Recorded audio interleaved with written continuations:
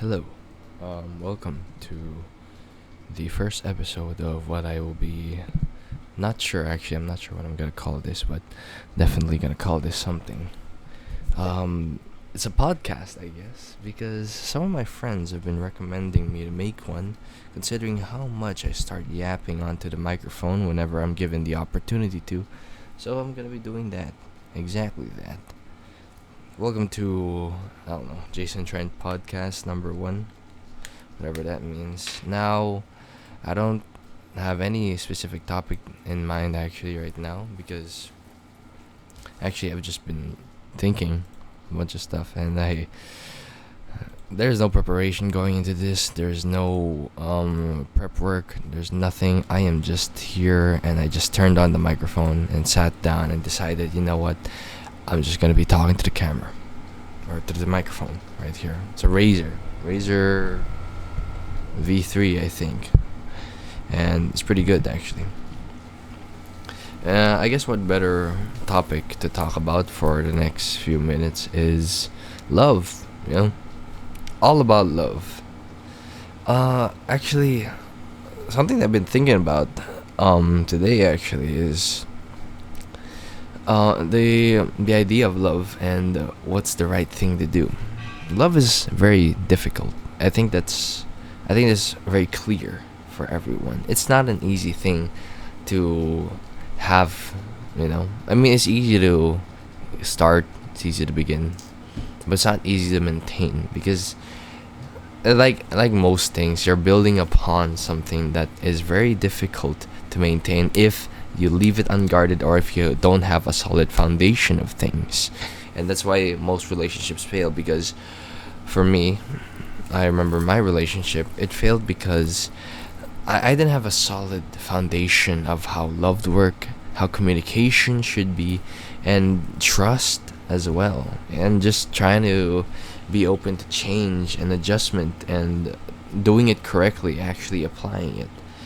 When you don't know these things, when you lose track of yourself or you don't have a good track of yourself, you tend to stray away from your partner or from the actual love and the actual problems that need to be solved.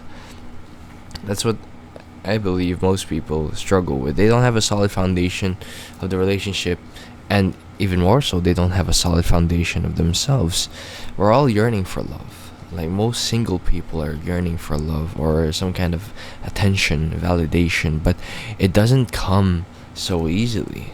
And when it does, we fumble so hard because we don't know what the hell we're doing. We're just winging it most of the time without any instruction, and that's fine. That's okay because not everyone has it down. You don't have it down. I don't have it down right now. But what is important is we realize that we are flawed and that there's so much to learn even when we think we're at the top of the world and we've read all the books, watched all the videos, and listened to all the podcasts about love and think we're the love guru, love expert. Even then, we still have so much to learn, so much to discover. You know, a person, here's what I believe. You know what I think? A person is very, very different from you. Wow, amazing revelation. I know, right? Yeah, thank you very much. But the real thing is, you, ourselves, we have taken so long to get to know ourselves. You know, for knowing ourselves is such a monumental, Herculean effort in itself. It's not easy. Some people don't know themselves. Some people go all the way to 60 plus, not knowing who they are, what they want to be, and not being comfortable in their own skin. What more if you're trying to understand, trying to apply that same exact logic to another person? There's so much to learn, so much to discover, and so much to unravel. All these flaws, all these beauties, all these imperfections and cracks that make this person such a beautiful human being. It doesn't come lightly. It's not easy. But that's what's the beauty of it, because there's still so much to learn. When you find someone that you truly love, that you will truly cherish, and you will communicate with all your heart, all your might, it's beautiful. It's a beautiful sense of love. And it takes a lifetime to discover, to unravel, to figure out, and you learn new things every day. You know, it's a true thing because people, our lifespans are really long. Heck, 20 years is a long, long time.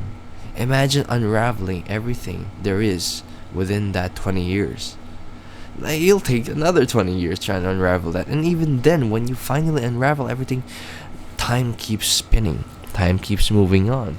And you have to continue unraveling those other 20 years that you spent trying to figure out those first 20 years. Maybe I'm rambling, I'm sorry. But love is beautiful. My main point, though, is there's so much to learn in love.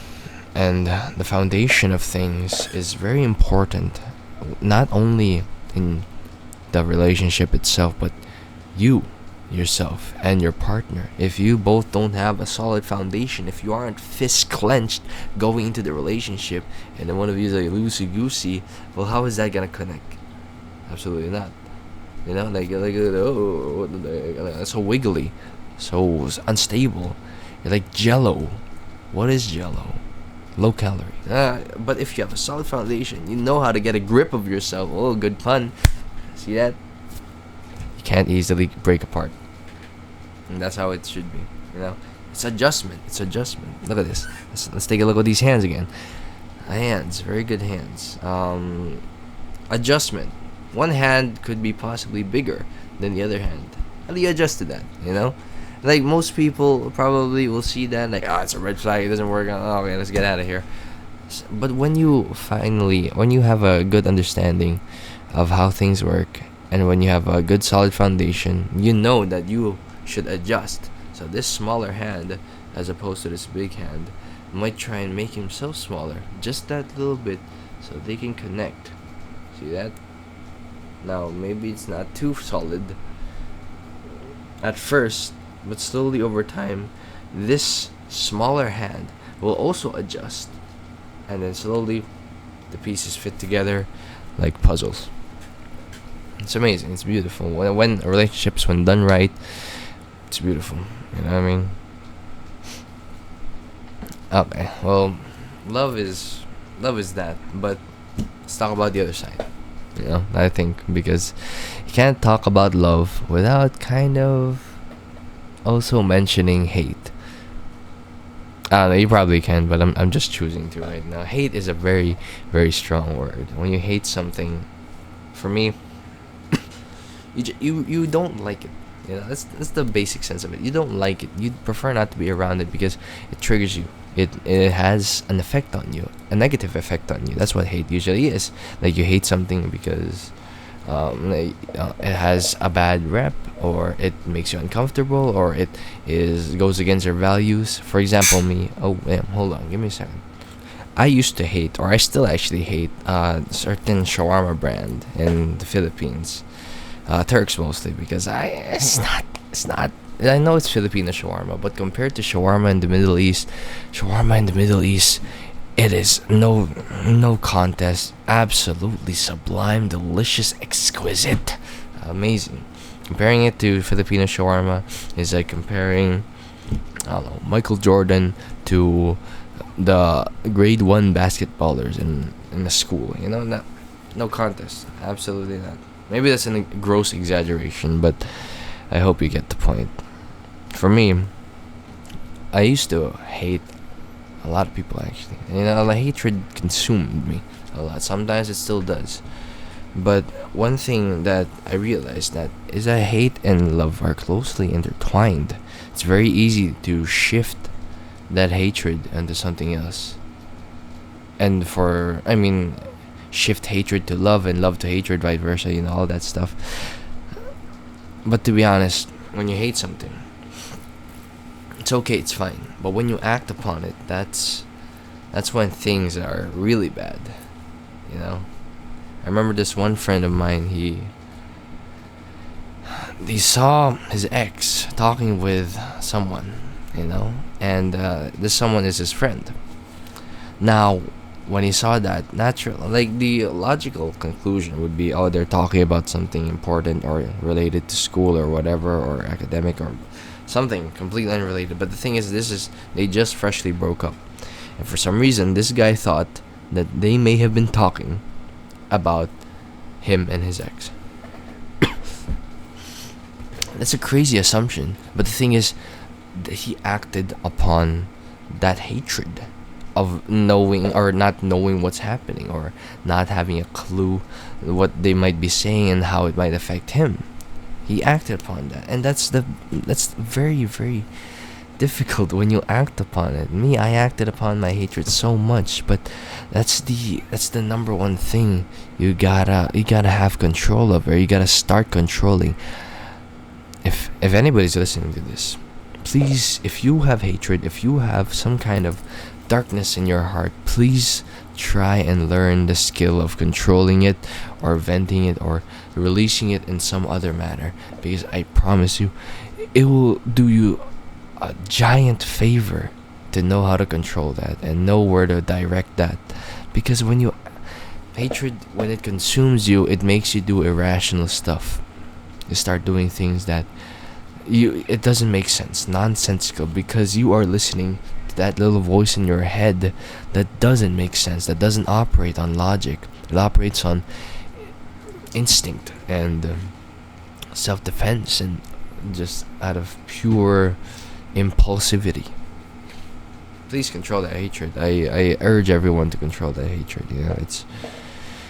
It's a very difficult thing. I know it's not easy to be completely in control, and it ties in back to having a solid foundation. But when you finally have a grip of yourself and know how to control these things, know the right people to go to, like whenever you feel down or angry, and know that it's not towards yourself, not trying to direct it to yourself, then maybe you could slowly build a solid foundation of being in control of your emotions.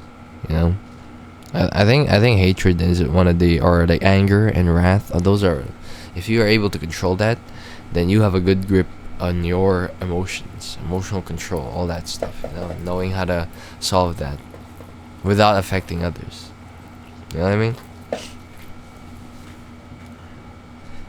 But it's very difficult. I know that. It's not exactly the easiest thing. But it is possible. It can happen. It's possible. For me, I used to actually hate being, not having anyone, I guess, a partner. Me thinking that having a partner will solve all my problems, but the thing is, like I said, each person has, well, no matter whatever their age is, that's how many years you have to unravel constantly. And when we're trying to discover those years and trying to unravel that ourselves, trying to do that with another person, so you're handling two people at the same time, that's difficult. It's difficult to do. So I'm trying to unravel my own years, trying to see what lies beneath the text, the veil, seeing how everything falls together, falls in place, and how I could be the most efficient person that I can be. That's my dream. Just be the best person I can be. Just be a good man, a good son, a good brother, a good grandson, a good nephew, a good friend. I hope to be that. That's my dream. That's my goal. Maybe verbalizing it will help. Maybe verbalizing it will not make it happen. I'm not sure, but I'm gonna continue trying. Because I think that's the best we can do. We can be angry for all we want. We can be spiteful and full of pride and ego. It may help us in the short term, but in the long term, it's darkness in our hearts. And I really think that we all need a little bit of kindness. I need a little bit more kindness. I'm not a very kind person. I'm not a very good person. But I'm trying to be. I'm aspiring to be. You know what I mean? Rectifying all the mistakes. But I urge everyone to please know that if you do feel insecure, if you do feel that the whole world is against you, or that you can never do anything right, please know it is not your fault. Do not blame yourself. There may be some circumstances you could have done better, but that's in the past, and those circumstances, though they did not go the way you wanted them to go, there's still fruit that you can harvest from that. There's still some motivation, some knowledge, some growth that you can achieve, even from your mistakes, even from falling down flat on your face. Do know that you have the capability to shift and to squeeze every drop, every ounce of growth from every situation you face, no matter how bad it may come out to be. You have the ability to do that. That's a beautiful thing. So I hope whoever's watching this, you are able to do that. If you're watching this on 2x speed, that's good. Yeah, that's good because not everyone has time to listen to this freaking guy yap. And I apologize, but everything for me, everything I'm doing, I'm hopefully doing for my family, for my friends, and for myself, and just to be the best person I can be. Even this YouTube video, you know. So yeah, I'll just cut it here. I don't want to take up too much time, but I hope whoever's watching this, you're doing well. Bye.